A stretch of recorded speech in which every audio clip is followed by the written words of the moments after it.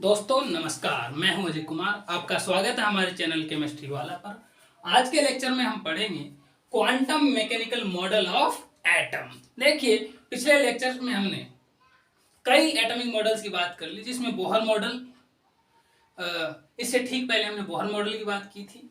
तो Bohr model stability और atomic spectrum को तो एक्सप्लेन किया जा सकता है, लेकिन मल्टी इलेक्ट्रॉन जो एटम है, जटिल परमाणु जो है, उनकी संरचना को एक्सप्लेन हम बोहर मॉडल द्वारा नहीं किया जा सकता। तो जटिल परमाणु की संरचना को एक्सप्लेन करने के लिए जो सबसे मॉडर्न जो मॉडल है, सबसे शानदार जो मॉडल है, सबसे ज्यादा विकसित मॉडल, वो है quantum mechanical model of atom. ठीक है। तो ये जो क्वांटम मैकेनिकल मॉडल है, इसकी जो नींव है, इसका बेस तैयार करने का काम किया था तीन वैज्ञानिकों को इसका क्रेडिट जाता है, डी ब्रोगली, हाइजेनबर्ग और श्रोडिंगर। डी ब्रोगली और हाइजेनबर्ग का क्रेडिट जाता है बेस तैयार करने के लिए। इस मॉडल का बेस तैयार किया था डी ब्रोगली और हाइजेनबर्ग ने, जबकि quantum mechanical model of atom का जो क्रेडिट है वो जाता है श्रोडिंगर को। ठीक है। तो इसकी जो नींव या फिर जिसे हम कहते हैं बेस तैयार करने का काम किया, एक तो डी ब्रोगली थे। डी ब्रोगली की एक थ्योरी है, आज हम इसके बारे में पढ़ेंगे। डी ब्रोगली थ्योरी के बारे में पढ़ेंगे, इस पर कुछ न्यूमेरिकल्स आते हैं, न्यूमेरिकल भी करेंगे। दूसरा है हाइजेनबर्ग्स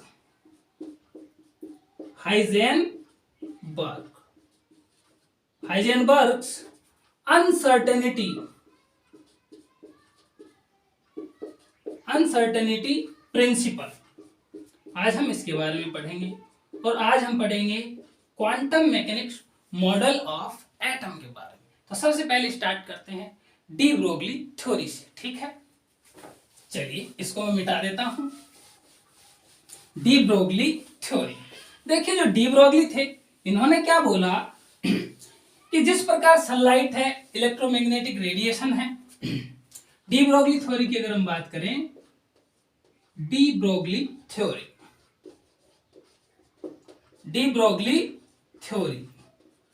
तो ये कहता है ड्यूअल नेचर ऑफ मैटर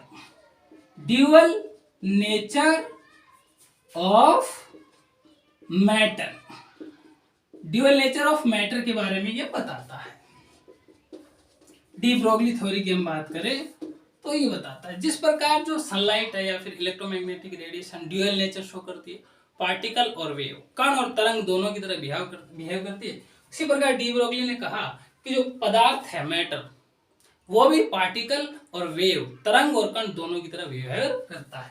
तो डी ब्रोगली थ्योरी से आता है कि जो मैटर होता है, मैटर ड्यूअल नेचर शो करता है। यह पार्टिकल तथा वेव दोनों की तरह व्यवहार करता है, ड्यूअल नेचर शो करता है। ड्यूअल नेचर, पार्टिकल कण की तरह भी बिहेव करता है और वेव की तरह भी बिहेव करता है। जिस प्रकार जो सनलाइट थी वो भी क्या करती है, ड्यूअल नेचर शो करती है, तरंग और कण दोनों की तरह।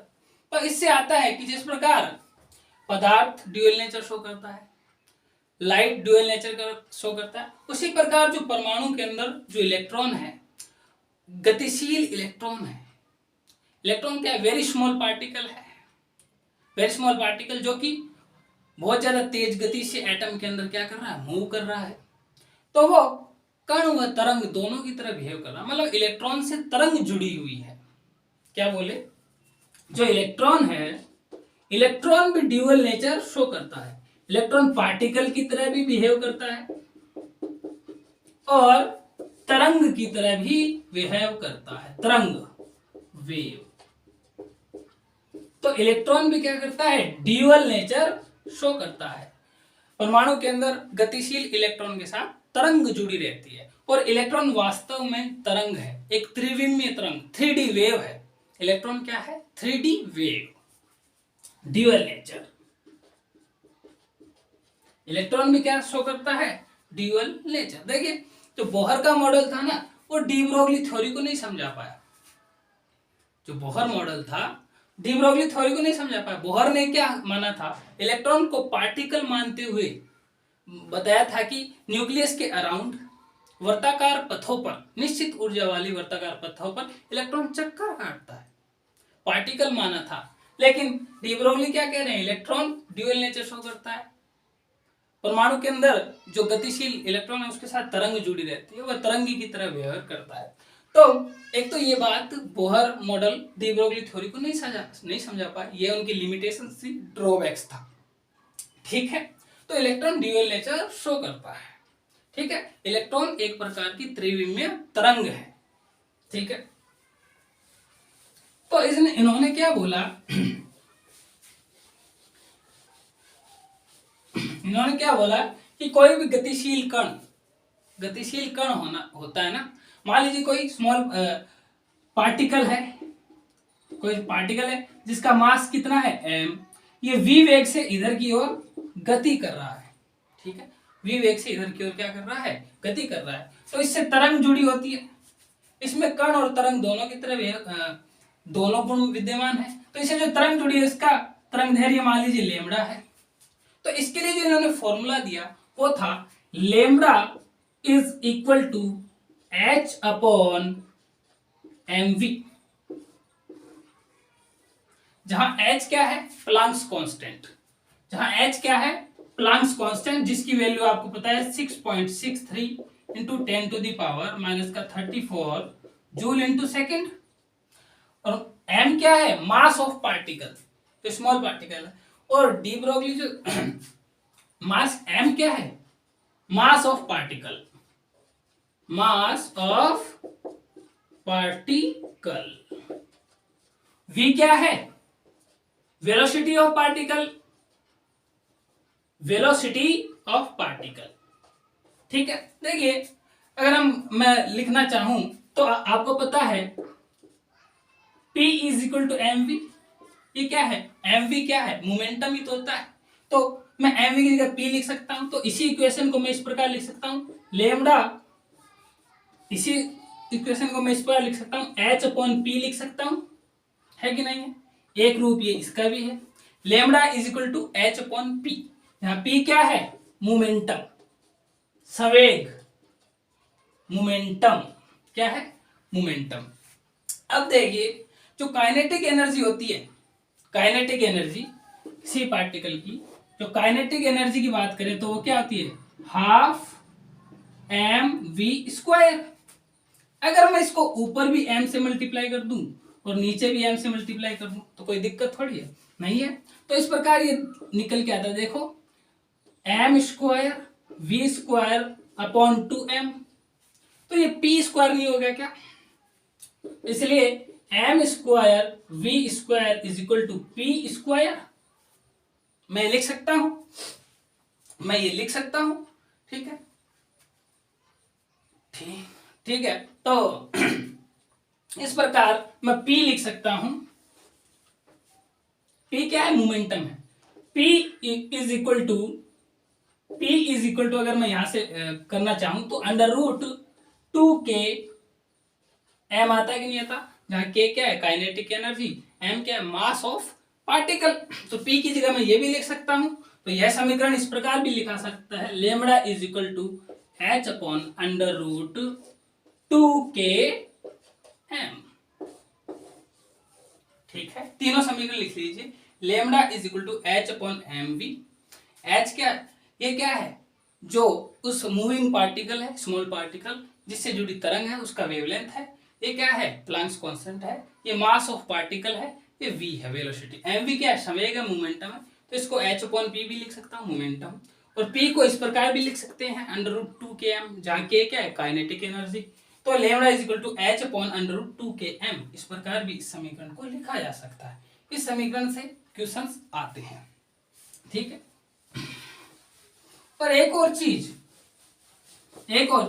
देखिए, इलेक्ट्रॉन का जो पुंज होता है ना, वो विवर्तन शो करता है। इलेक्ट्रॉन का जो पुंज होता है, मतलब पुंज का मतलब आप समझ रहे हैं ना, इलेक्ट्रॉन पुंज, बीम समझ लीजिए वह क्या शो करता है, विवर्तन। तो इलेक्ट्रॉन पुंज का विवर्तन का प्रदर्शित करना भी इलेक्ट्रॉन की तरंग प्रकृति को प्रदर्शित करता है। अब डी ब्रोगली ने क्या बोला, प्रत्येक गतिशील वस्तु के साथ तरंग जुड़ी रहती है, कण और तरंग दोनों की तरफ भी। तो हम भी तो दौड़ते हैं, हमारे बीच भी तरंग होनी चाहिए। ट्रक भी तो दौड़ता है, बहुत तेज गति से गाड़ी चलती है, बाइक चलती है, तो उससे भी क्या, एरोप्लेन उड़ती है, उससे भी पीछे तरंग जुड़ी हुई दिखनी चाहिए, लेकिन नहीं होती ना। देखिए इस समीकरण पर गौर कीजिए, ये जो समीकरण आए हैं ना 3, lambda is equal to H upon M V, या फिर lambda is equal to H upon P, या फिर इसको हम इस प्रकार भी लिख सकते हैं, lambda is equal to H upon under root 2k m, इस प्रकार लिख सकते हैं ना। तो देखिए मास, देखिए जो ट्रक हो, बाइक हो, गाड़ी हो, या फिर हम खुद हो, हमारे पीछे भी तरंग जुड़नी चाहिए। तो हमारा क्या है, द्रव्यमान बहुत ज्यादा है, मास ज्यादा है, द्रव्यमान ज्यादा है, इस कारण हमें तरंग दैर्घ्य, हमारे तरंग गुण प्रदर्शित नहीं होते। लेकिन इलेक्ट्रॉन जैसे जो वेरी स्मॉल पार्टिकल हैं, जो बहुत हल्के हैं और बहुत तेज गति से क्या करते हैं, मूव करते हैं परमाणु के अंदर, उनके तरंग गुण प्रदर्शित होते हैं, वो वेव की तरह बिहेव करते हैं, उनका वेव नेचर देखा जा सकता है। ठीक है, और यही डी ब्रोगली थ्योरी के आधार पर क्या बनाया गया है, इलेक्ट्रॉन माइक्रोस्कोप। इलेक्ट्रॉन माइक्रोस्कोप के द्वारा इलेक्ट्रॉन जैसे अति सूक्ष्म जो पार्टिकल है, माइक्रोस्कोपिक पार्टिकल, उनकी स्टडी की जा सकती है, उनको देखा जा सकता है। ठीक है, तो डी ब्रोगली थ्योरी पर ही आधारित है क्या, इलेक्ट्रॉन माइक्रोस्कोप, इलेक्ट्रॉन माइक्रोस्कोप। ठीक है, इसके द्वारा हम क्या, इलेक्ट्रॉन जैसे अति सूक्ष्म कणों का देख पाते हैं, उनको स्टडी कर पाते हैं। ठीक है, तो डी ब्रोगली ने तो कह दिया इलेक्ट्रॉन क्या है, तरंग भी है, इलेक्ट्रॉन के साथ तरंग जोड़ी है, क्योंकि बोहर ने क्या माना था, पार्टिकल माना था। तो डी ब्रोगली थ्योरी को क्या नहीं कर पाए, बोहर एक्सप्लेन नहीं कर पाए, ये एक फेलियर है उनका, फेलियर नहीं तो लिमिटेशन है। अब देखिए बोहर ने क्या बोला था, अकॉर्डिंग टू बोहर, एक और इक्वेशन यहां पर निकल के आती है, अकॉर्डिंग टू बोहर, बोहर के अनुसार क्या है, MVR is equal to NH upon 2 pi, ये एक इक्वेशन था उसमें। ठीक है, इसको इक्वेशन में एक लिख सकता हूं, है कि नहीं है। और डी ब्रोगली के अकॉर्डिंग क्या है, डी ब्रोगली के अनुसार क्या है, lambda is equal to H upon MV। ठीक है, lambda is equal to H upon MV, तो मैं ऐसा लिख सकता हूं, इस 2 पाई को मैं इधर ले जाऊं और MV को इधर ले आऊं, तो इस प्रकार मैं ये लिख सकता हूं, 2 pi R is equal to N H upon MV। देखिए H अपॉन MV और H upon MV is equal to lambda. तो एक नया इक्वेशन निकल के आ सकता है यहां पर, तो एक नया इक्वेशन निकल के आता है, 2 pi Rn is equal to N lambda. यह एक समीकरण है, तो लिख लीजिए। इससे क्या पता चलता है कि बोहर 2 पाई R क्या होती है, सर्किल की क्या होती है, पेरीमीटर नहीं होता है। तो बोहर कक्षा की परिधि, उसमें जो घूम रहे इलेक्ट्रॉन से जुड़ी तरंग के तरंग दैर्घ्य के मल्टीपल इंटीजर होती है। ये क्या है, सेल नंबर, सेल नंबर ही तो है, ये सेल नंबर ही तो है। इससे क्या निकल के आता है कि जो बोहर कक्षा की जो परिधि है 2 पाई R पेरीमीटर है, उसमें घूम रहे इलेक्ट्रॉन से जुड़ी तरंग दैर्घ्य के मल्टीपल इंटीजर होती है। ये दो इक्वेशन, दो जो फॉर्मूलाज आए, इन पर जुड़े मैं क्वेश्चन लेके आया हूं, 4-5 क्वेश्चन है, करेंगे।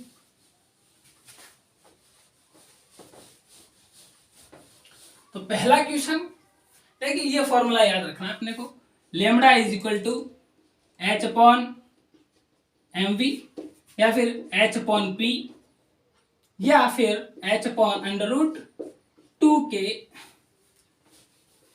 H अपॉन P भी लिख सकते हैं इसको। तो ये फॉर्मूला हम याद रखेंगे, इससे हो जाएगा।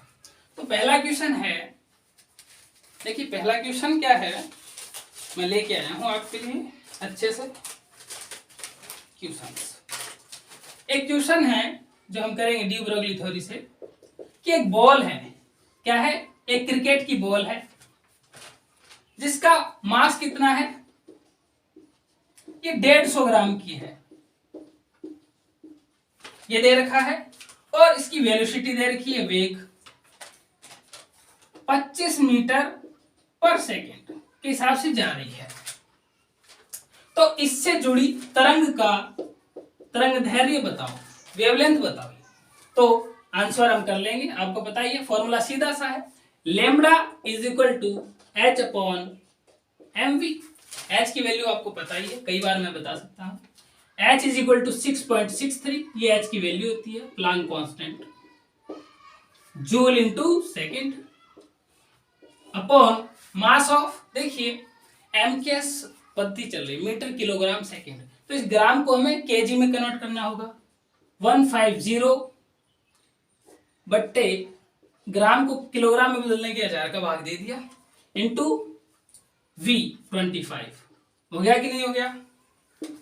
अब इधर आ जाइए, देखिए कैलकुलेशन कर रही है, 6 लैम्ब्डा इज इक्वल टू 6.63 अपनी जगह 3, अगर हम कैलकुलेशन करें तो 15, इसको मैं ऐसे लिख देता हूँ, 15 इंटू 25, एक जीरो से एक जीरो कट गया, 100 ऊपर चल गया, चला गया पलटी मार के, into 10 to the power minus का 32, इस प्रकार होगा। आगे की हम बात करें तो 6.63 अपॉन 375, इसको मैं इस प्रकार लिख सकता हूं, 3.7, ठीक है, देखिए रुकिए एक मिनट, 3.7 लिख सकता हूं, into 10 to the power minus का 34 लिख सकता हूं। अगर हम कैलकुलेट करें तो ये लगभग आएगा, 2 पार तो नहीं जाएगा, लेकिन लगभग 1.7 into 10 to the power minus का 34 मीटर, ये आ गई, इसकी क्या आ गई, वेवलेंथ आ गई। और कैलकुलेशन आप अच्छे से कर लेना, ठीक है। अगले क्वेश्चन की अगर हम बात करें, तो इसने क्या दिया है कि एक पार्टिकल है, ये मूव कर रहा है, ठीक है, इससे जुड़ी जो तरंग है इसका वेवलेंथ दे रखा है 6 एंगस्ट्रम। तो आप इसका P बताओ, P का मतलब मोमेंटम बताओ, ठीक है, मोमेंटम बताइए, तो हम बता देंगे आराम से। इसमें क्या है, lambda is equal to H upon P, P is equal to, H की वैल्यू क्या है 6.63 into 10 to the power minus का 34 जूल इंटू सेकेंड, बट्टे लैम्ब्डा किसमें, एंगस्ट्रम में, तो एंगस्ट्रम को मीटर में बदलने के लिए 10 की घात माइनस 10 ये लगा दूंगा मैं, तो ये लगभग आएगा 1.1, ये चली जाएगी ऊपर, 10 टू दी पावर माइनस का 24 किलोग्राम मीटर पर सेकेंड, इस प्रकार ये आ जाएगा दूसरे का। देखिए मैं कुछ क्वेश्चन ही करवा पाऊंगा आपको, पूरी तरह तो नहीं करवा पाऊंगा, लेकिन आप बुक के अंदर क्वेश्चंस हैं, मॉड्यूल पिछले एग्जाम्स में आए हुए क्वेश्चंस हैं, नीट के एग्जाम में आराम से ऐसे क्वेश्चन दे देता है, ठीक है। देखिए नेक्स्ट क्वेश्चन, इस प्रकार हमें सॉल्व करने हैं। एक और क्वेश्चन है, देखिए एक और क्वेश्चन है, मैं थोड़ी मार्कर थोड़ा कम गहरा हो गया है, मैं थोड़ी मार्कर को क्या पिला लेता हूं, इंक पिला लेता हूं, ठीक है। नेक्स्ट क्वेश्चन देखिए, तो नेक्स्ट क्वेश्चन है, इसमें क्या बोल रहा है कि एक इलेक्ट्रॉन है, क्वेश्चन क्या है कि एक इलेक्ट्रॉन है, मान लीजिए इलेक्ट्रॉन है, यह कितने वेग से ये जा रहा, गति कर रहा है, इसकी वेलोसिटी दे रखी है कितनी, 3 into 10 to the power 6 metre पर सेकेंड दे रखी है। तो इससे जुड़ी तरंग, इससे, क्योंकि इलेक्ट्रॉन है, मूविंग इलेक्ट्रॉन, तो इससे तरंग जुड़ी रहती है, तो इससे जो तरंग जुड़ी हुई है उसकी वेवलेंथ बताइए हमें, वेवलेंथ क्या होगी। तो देखिए फॉर्मूला सीधा सा आपके पास, lambda is equal to H upon M V. V दे रखा है, मास ऑफ इलेक्ट्रॉन कितना होता है, मास ऑफ इलेक्ट्रॉन कितना होता है, मास ऑफ इलेक्ट्रॉन आपको पता ही ये होता है, मैंने पीछे पीछे लिखवाया भी हुआ है, पहले लेक्चर में लिखवा दिया था, 9.1 into 10 to the power minus का 31 kg होता ही नहीं होता। तो मास ऑफ इलेक्ट्रॉन ये रहा, वेलोसिटी ये रही, प्लांक कांस्टेंट का वैल्यू आपको पता ही है, चलिए लिख देते हैं। तो क्या आएगा 6.63 into 10 to the power minus का 34 joule into second upon mass of electron 9.1 into 10 to the power minus का 31 माइनस का 31 velocity 3 into 10 to the power 6। तो लेमडा इज इक्वल टू क्या आएगा, मल्टीप्लाई करिए 3 का इसमें अगर मैं भाग दूं तो ये 2.2 रह जाएगा। तो 2.2 अपॉन 9.1, 10 की पावर 6 कट गया, ये ऊपर चला गया, अगर इसको ऊपर नीचे करें तो 6 गया, 10 की पावर माइनस 25, 25 ऊपर गई, प्लस की 25 हो गई, 5 9, 10 टू द पावर माइनस का 9 ये रहेगा। अगर आप पूरी 10 की पावर, अगर 10 की पावर माइनस का 25 ये ऊपर जाएगी प्लस में हो जाएगी, इससे घटेगी, तो 10 टू द पावर माइनस का 9 बचेगा। ठीक है, अगर हम इसमें भाग दें 22 ले लेते हैं, में 9 का भाग ले 9.1 into 10 to the power minus का 10 मीटर में आएगा।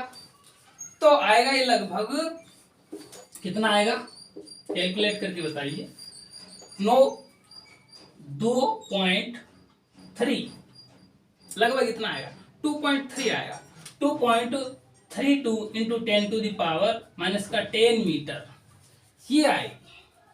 वेवलेंथ आ गया। 3 क्वेश्चन इस प्रकार से देखिए, कैलकुलेशन में कहीं मिस्टेक हो जाए तो माफ करना, मतलब, लेकिन आपको मैं किस प्रकार फॉर्मूले में जो वैल्यू है वो पुट करनी है, किस प्रकार कैलकुलेट करना है ये दिखा रहा हूँ। हो सकता है मुझसे भी कोई कैलकुलेशन में थोड़ी बहुत मिस्टेक हो जाए तो आप सुधार लेना ना, ठीक है। अगला क्वेश्चन, लेकिन फॉर्मूला कैसे यूज करना है, कैसे वेलोसिटी कहाँ रखनी है, किस प्रकार रखनी है, ये चीज इन चीजों से क्लियर हो जाती है। अब क्या है, क्रिकेट हम बहुत खेलते हैं ना, तो इसी पर एक क्वेश्चन लेके आया हूं कि ये क्रिकेट बॉल है, क्या है, क्रिकेट बॉल है, टेनिस वाली, टेनिस बॉल से ही खेलते हैं ना। इसका मास दे रखा है कितना, आधी किलो की है, हाफ kg, 0.5 kg की क्या है, एक टेनिस की बॉल है। अब किसी ने छक्का मारा तो कितने वेग से जा रही है, 100 मीटर पर सेकंड की रफ्तार से ये बाउंड्री लाइन की तरफ जा रही है। तो इस बॉल से जुड़ा हुआ जो तरंग है उसका वेवलेंथ बताइए। क्या बताइए, वेवलेंथ बताइए। चलो बता देते हैं भाई, क्या है, आधी किलो, हाफ kg की बॉल है, किसी ने बैट से मारा है तेज, तो 100 मीटर पर सेकंड की रफ्तार से जा रही है, तो इससे क्या जुड़ी होगी, तरंग जुड़ी होगी, उसका वेवलेंथ बताइए। हमारे पास सीधा सा फॉर्मूला है, lambda is equal to H upon M V. H का वैल्यू आपको पता ही है, 6.63 into 10 to the power minus का 34 joule into second upon mass of electron दे रखा है, हाफ लिख सकता हूं मैं इसे, और ये लिख सकता है, इसको मैं 100 लिख सकता हूं, ठीक है। ये हाफ पलटी मार के क्या जाएगा, ऊपर चला जाएगा, ये लगभग आएगा 6132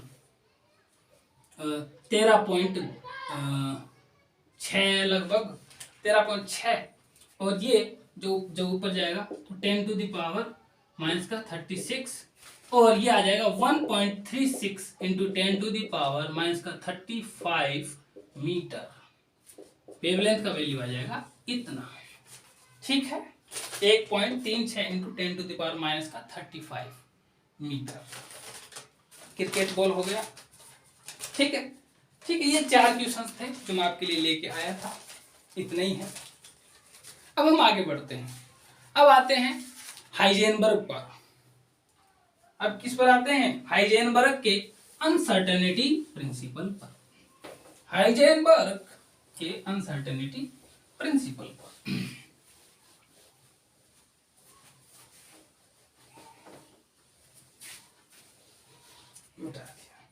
इंक थोड़ी और पिला लेता हूं इसको, थोड़ी इंक पिला लेते हैं, थोड़ी इंक पिला लेते हैं, थोड़ी इंक पिला ले। हाइजेनबर्ग्स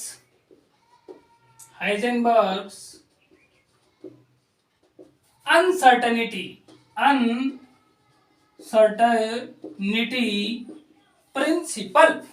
प्रिंसिपल।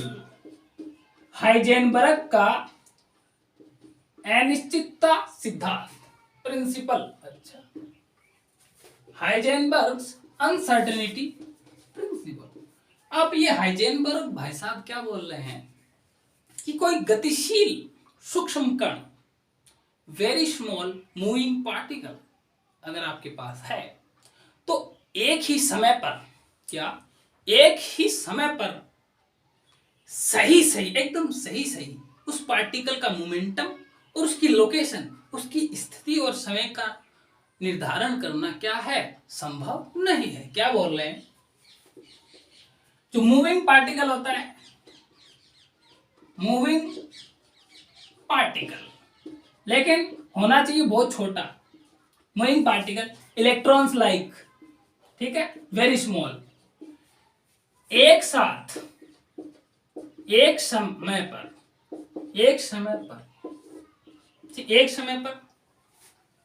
एकदम सही उसकी स्थिति, उसकी पोजीशन, मतलब पोजीशन और उसके मूवमेंट, संवेग को सही पता करना, एक ही समय पर उसके मोमेंटम और उसकी पोजीशन या लोकेशन को पता करना क्या है? संभव नहीं है। ठीक है, क्या बोले कि हाइजेनबर्ग का जो ये प्रिंसिपल है, ये वेरी स्मॉल पार्टिकल जैसे इलेक्ट्रॉन्स, इन्हीं पर लागू होता है। तो इन्होंने क्या कहा कि जब मूविंग पार्टिकल है, जैसे इलेक्ट्रॉन है, एटम के अंदर जो है इलेक्ट्रॉन है, मूविंग पार्टिकल है, तो उसके लिए एक साथ एक समय पर उसकी एग्जैक्ट, एकदम एक्यूरेट, सही स्थिति और सही उसका मोमेंटम, संवेग का पता करना या फिर वेग का पता करना क्या है? संभव नहीं है। ठीक है, और ये किस पर लागू होता है? सिर्फ इलेक्ट्रॉन जैसे वेरी स्मॉल पार्टिकल जो होते हैं ना, अति सूक्ष्म कण, उन्हीं पर लागू होता है। अनसर्टेनिटी प्रिंसिपल किस पर लागू होता है? इलेक्ट्रॉन लाइक जो स्मॉल पार्टिकल्स है, मूविंग पार्टिकल है, उन्हीं पर लागू होता है। इन्होंने कहा कि अगर हम डेल एक्स माने कि ये स्थिति में अनिश्चितता है, स्थिति में अनिश्चितता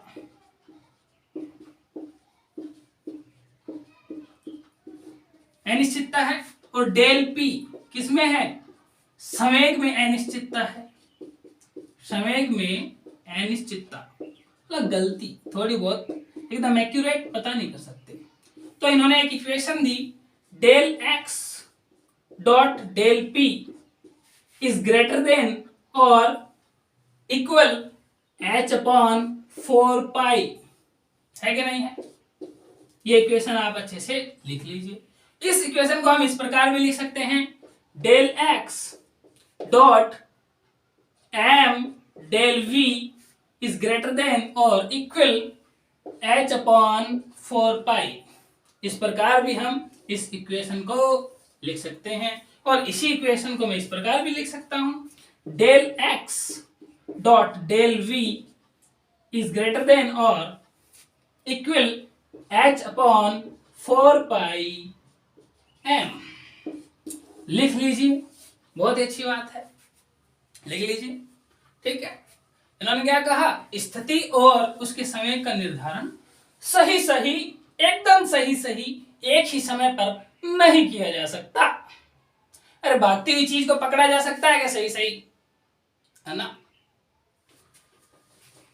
क्योंकि इलेक्ट्रॉन क्या है, एटम के अंदर दौड़ता रहता है, वो बहुत फास्ट दौड़ता है। मैंने बताया था, हाइड्रोजन में बताया था पहली कक्षा में, जो है 2200 किलोमीटर पर घंटे की रफ्तार से दौड़ता है, तो बहुत फास्ट घूमता है इलेक्ट्रॉन। इसी कारण वह एक तरंग की तरह व्यवहार करता है। इलेक्ट्रॉन क्या है, एक तरंग है।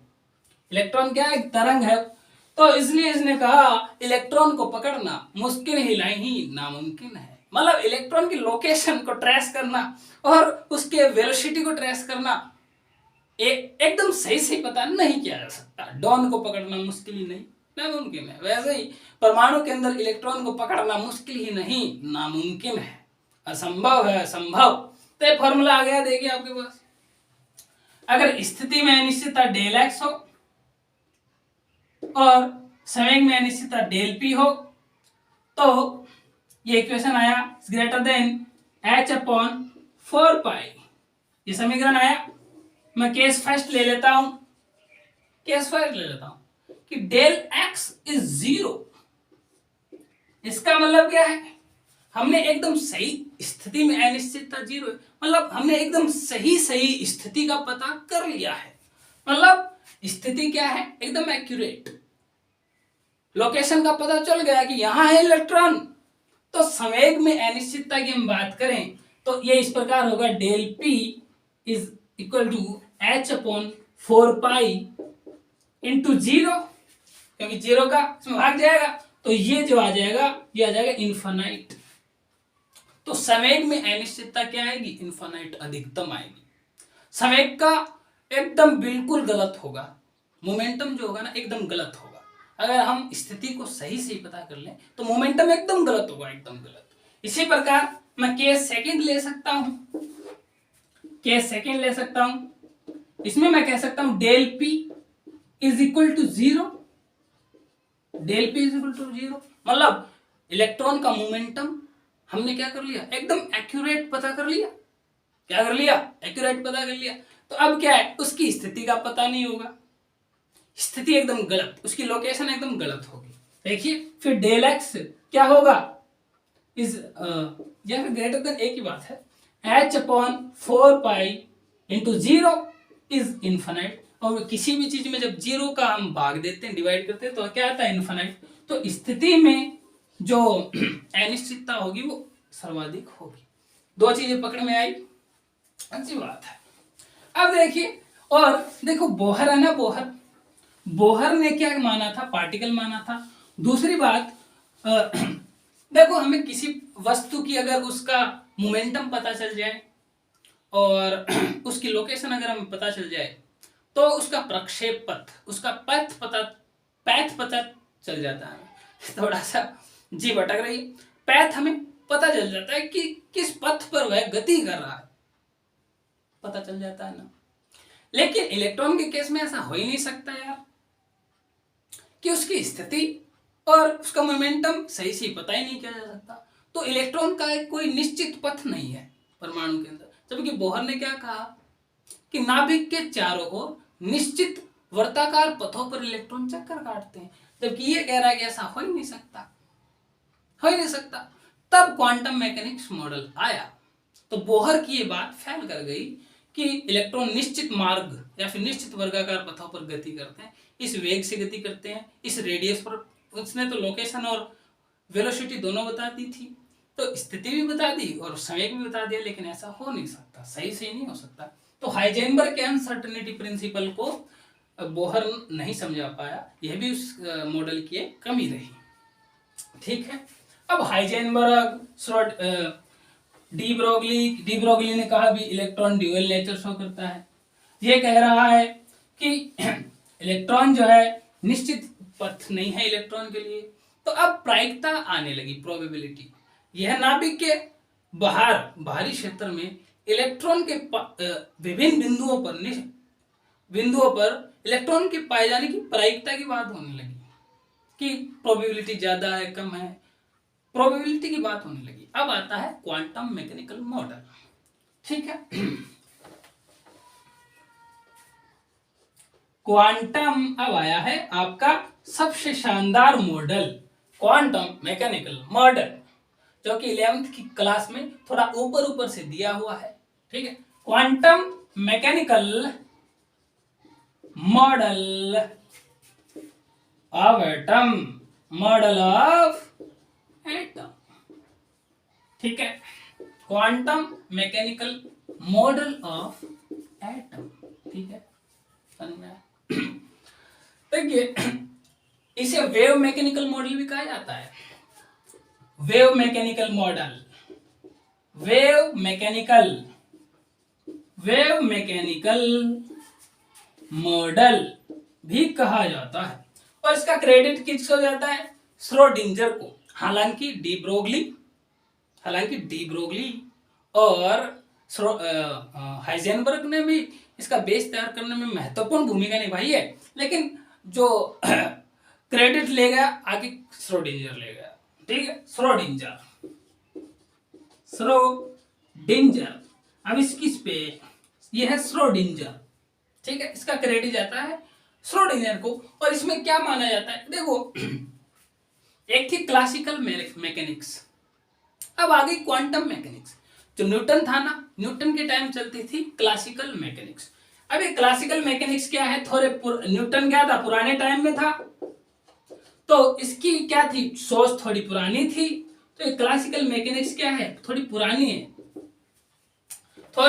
है। एक तो ये मैटर की ड्यूअल नेचर, जो मैटर का ड्यूअल नेचर है, पार्टिकल और वेव, इसको क्लियर नहीं करता। दूसरी बात, पार्टिकल्स, मूविंग पार्टिकल जो वेव और पार्टिकल दोनों की तरह बिहेव करते हैं, उसको भी एक्सप्लेन नहीं करता। इसलिए आई क्वांटम मैकेनिक्स। क्वांटम मैकेनिक्स वो ब्रांच है जिसमें हम मूविंग स्मॉल पार्टिकल जो वेव और पार्टिकल दोनों की तरह व्यवहार करते हैं, उनका अध्ययन हम क्वांटम मैकेनिक्स में करते हैं। और इसका क्या बेस है, इन्होंने इलेक्ट्रॉन को त्रिविमीय तरंग माना है, 3D वेव। इलेक्ट्रॉन क्या है, 3D वेव। अब तक क्या मानते आए थे, पार्टिकल, जबकि इलेक्ट्रॉन पार्टिकल नहीं है, त्रिविमीय तरंग है। तरंग क्या है, याद रखना, अगर मत जाना।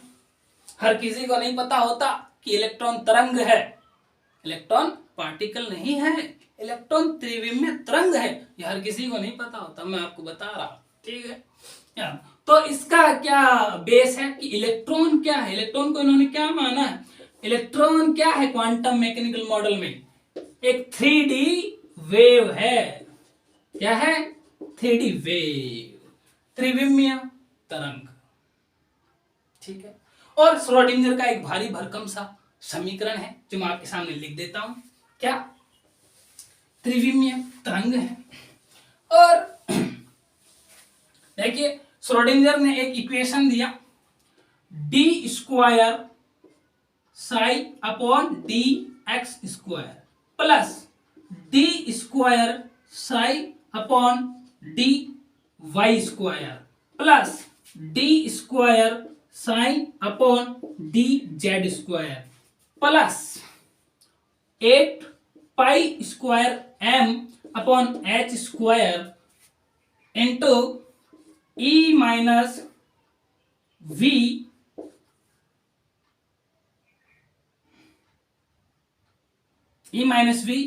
Sign is equal to 0। क्या आया, ये एक भारी भरकम इक्वेशन थी। इसे बोलते हैं श्रोडिंगर वेव इक्वेशन, श्रोडिंगर तरंग समीकरण। इसे क्या बोलते हैं, श्रोडिंगर वेव इक्वेशन। और ये किसकी इक्वेशन है, वास्तव में इलेक्ट्रॉन क्या है, 3D वेव है। ये इलेक्ट्रॉन से संबंधित समीकरण है। ठीक है, इसमें जो चीजें है बात की मैं दिखाता हूं। ये जो चिन्ह बना हुआ है, ये आप लिख लीजिए। आपको याद हो तो अच्छी बात है, नहीं हो तो भी कोई दिक्कत वाली बात नहीं है, लेकिन याद हो जाए तो अच्छी बात है। बहुत ही गंदी सी इक्वेशन है ना, याद नहीं होती। तो इस इक्वेशन में आपको बताया एक चीज दी गई है, साइन। अब ये किस चीज को डिनोट करता है, इसे बोलते हैं साइन। यह बताता है कक्षक को। कक्षक, अब ये कक्षक क्या है? नाभिक के बाहरी क्षेत्र में ऐसा 3D स्पेस है, ये 3D स्पेस है जहां पर इलेक्ट्रॉन के पाए जाने की संभावना सर्वाधिक हो। क्या इलेक्ट्रॉन कहां पाया जाएगा? कक्षक में। यहां पर सबसे ज्यादा प्रोबेबिलिटी है इलेक्ट्रॉन के पाए जाने की। ठीक है, 3D स्पेस है जहां पर इलेक्ट्रॉन पाए जाने की संभावना क्या है? Maximum probability. संभावना क्या है? मैक्सिमम। ठीक है, ठीक है। और इसका जब स्क्वायर कर देते हैं, इसके मॉड का स्क्वायर कर देते हैं, तो इसे बोलते हैं प्रोबेबिलिटी डेंसिटी। प्रोबेबिलिटी डेंसिटी, प्रायिकता घनत्व। Probability density. तो अब ऐसा नहीं है कि इलेक्ट्रॉन यहां मिलेगा ही, ऐसी बात नहीं है। नाभिक के बाहरी क्षेत्र में इलेक्ट्रॉन कुछ स्थानों पर उसके पाए जाने की संभावना अधिकतम है, उसे बोलते हैं कक्षक। विभिन्न बिंदुओं पर इलेक्ट्रॉन पाए जाने की प्रायिकता पर बात हो रही है। और इलेक्ट्रॉन को अब इलेक्ट्रॉन क्या हो गया है? तरंग हो गया है। ठीक है, तो कुछ पॉइंट्स जो क्वांटम मैकेनिक्स मॉडल के थे। देखिए, बोहर मॉडल को हम फेल नहीं मान सकते। हाँ, कुछ उसमें लिमिटेशंस उसकी रही, लेकिन फेलियर नहीं है पूरी तरह वो। इन्होंने बोहर की एक बात मानी है, पहली बात मानी है इन्होंने। ये क्वांटम मैकेनिकल मॉडल के कुछ पॉइंट्स मैं लिखा देता हूं। बोहर मॉडल के अनुसार क्या है? परमाणु के अंदर इलेक्ट्रॉन के लिए कुछ निश्चित ऊर्जा के जो मान है, कुछ निश्चित, तो परमाणु के अंदर जो इलेक्ट्रॉन होता है उसके लिए ऊर्जा के मान कुछ निश्चित है। Quantisation of energy. क्या? Quantisation of energy. Quantisation of energy, quantisation of energy कि परमाणु के अंदर इलेक्ट्रॉन के लिए ऊर्जा के कुछ निश्चित मान ही संभव है। ठीक है, क्वांटाइजेशन ऑफ एनर्जी को ये मानते हैं। ठीक है, बोहर की बात थी। दूसरी बात, ये इलेक्ट्रॉन का कोई निश्चित पथ नहीं मानते। निश्चित प्रक्षेप पथ नहीं मानते। निश्चित प्रक्षेप पथ नहीं है। हाँ, विभिन्न बिंदुओं पर इलेक्ट्रॉन के पाए जाने की प्रायिकता, प्रोबेबिलिटी को मानते हैं। ठीक है, कि इलेक्ट्रॉन के लिए निश्चित प्रक्षेप पथ होता है, ऐसा नहीं मानते। विभिन्न बिंदुओं पर इलेक्ट्रॉन के पाए जाने की प्रोबेबिलिटी को मानते हैं। कहीं पर प्रायिकता ज्यादा है उसे कक्षक कहते हैं, कहीं पर कम है उसे नोड कहते हैं। जहां इलेक्ट्रॉन पाए जाने की प्रायिकता 0 है उसे बोलते हैं नोड। तीसरी बात मैं क्या लिखूं इसमें कि जो साइन होता है, साइन, ये कक्षक को डिनोट करता है। और कक्षक वह 3D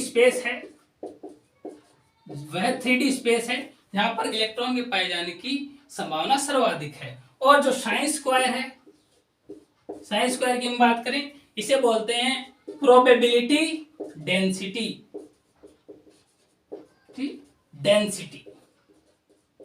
ठीक है, 4 पॉइंट। तो इन्होंने बोहर की एक बात मानी, क्वांटाइजेशन ऑफ एनर्जी को, कि परमाणु के अंदर इलेक्ट्रॉन के लिए ऊर्जा के कुछ निश्चित मान ही संभव है। लेकिन ये इलेक्ट्रॉन के लिए निश्चित प्रक्षेप पथ, निश्चित वर्ताकार पथों की कल्पना बोहर ने दी थी, उसको खारिज करते हैं। ऐसा वो मानते हैं कि विभिन्न बिंदुओं पर इलेक्ट्रॉन के पाए जाने की प्रायिकता अलग अलग है, कक्षक में सर्वाधिक होती है। कक्षक को साइन द्वारा डिनोट करते हैं, साइन स्क्वायर को प्रोबेबिलिटी डेंसिटी द्वारा क्या करते हैं? डिनोट करते हैं। आज के लेक्चर में बस इतना ही। देखिए, अगले लेक्चर में हम पढ़ेंगे तो श्रोडिंगर का जो वेव इक्वेशन है, इसको जब सॉल्व करते हैं तो क्वांटम नंबर्स निकल के आते हैं। अगला लेक्चर जो है क्वांटम नंबर्स पर है। ठीक है, तो आप आज के लेक्चर में बस इतना है।